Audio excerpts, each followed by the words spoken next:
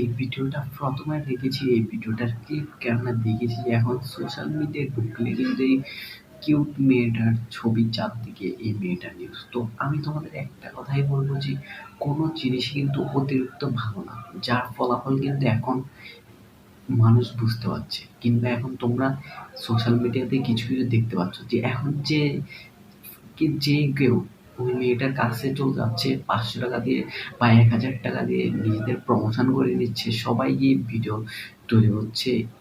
তো আমি একটা কথাই বলবো যে কোনো একটা জিনিস বেশি কিন্তু ভালো না।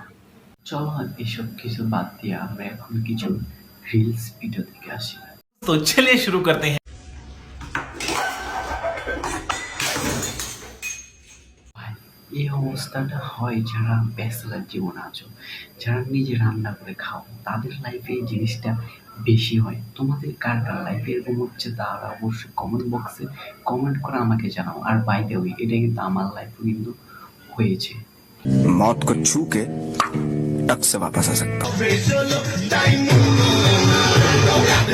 ভাই দ্য ওয়ে ভাই, এতগুলা মেয়ের মধ্যে এই একটা ছেলে কি করে নাকি বুঝতেছি না ঠিক ছেলে নাকি মেয়ে। अबे जल्दी बोल, कल सुबह पनवेल निकलना है। আচ্ছা আন্টি, আচ্ছা না না আঙ্কেল, আন্টি নাকি আঙ্কেল বুঝতেছি না। তোমরা বুঝলে অবশ্যই কমেন্ট বক্সে কমেন্ট করা। আমার তো আন্টির চেয়ে আঙ্কেল বেশি লাগছে নাকি। यही नहीं, अभी और सुनिए। আরে সাসি, আপনাকে শয়তানি কি লাগবে?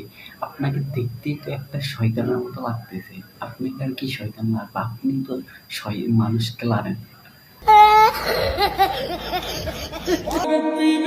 জিটা রিটাপন টিটিকানাই সিটুক নিটাই।